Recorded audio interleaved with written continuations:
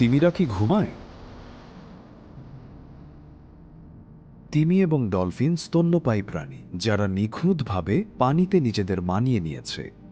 অন্য মাছের মতো কানকো দিয়ে নয়, তিমি এবং ডলফিন আমাদের মতো ফুসফুস দিয়ে শ্বাস নেয়। কাজেই বাতাস জমিয়ে রাখতে তাদেরকে নিয়মিত পানির উপরে উঠতে হয়। পানির উপরে ওঠার সময় প্রতিটি নিঃশ্বাস তাদের গতিবিধির সঙ্গে সমন্বিত হতে হয়।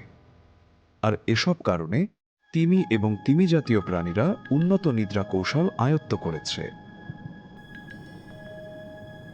ডলফিন সহ অনেক সামুদ্রিক স্তন্যপায়ী প্রজাতি যখন ঘুমায় তখন তাদের মস্তিষ্কের কেবল অর্ধেক অংশ নিষ্ক্রিয় থাকে।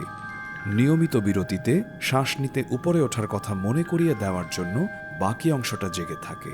শুধু তাই নয়, তারা একটিমাত্র চোখ খোলা রাখে। সাধারণত মস্তিষ্কের যে অংশ জাগ্রত থাকে তার বিপরীত দিকের চোখটা। গবেষকরা আবিষ্কার করেছেন এই আধো ঘুমের বদৌলতে প্রাণীগুলোর একটি বিশ্রামের পর্যায় থাকে, এমনকি যখন তারা সক্রিয় থাকে তখনও। সব তিমি জাতীয় প্রাণী একরকমভাবে ঘুমায় না। সময় এবং অবস্থানের বিচারে বিরাট পার্থক্য রয়েছে। উদাহরণস্বরূপ, পাইলট তিমির দল একটি স্থিতিশীল গতিতে পানিতে ভ্রমণ করে। তারা অনুভূমিকভাবে ঘুমায় এবং অবিরাম গতিশীল থাকে, সরাসরি সমুদ্রপৃষ্ঠে। এর ফলে তারা নিয়মিত শ্বাস নিতে পারে।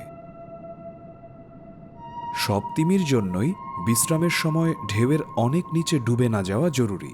সে কারণে কেউ কেউ উল্লম্ব অবস্থানে পানির স্তম্ভ বরাবর সমুদ্রপৃষ্ঠের কাছাকাছি ঘুমায়।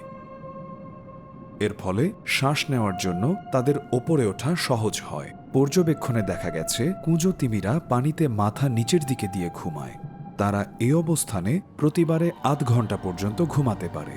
স্পার্ম তিমিরাও পানির স্তম্ভ বরাবর ঘুমানোর জন্য পরিচিত।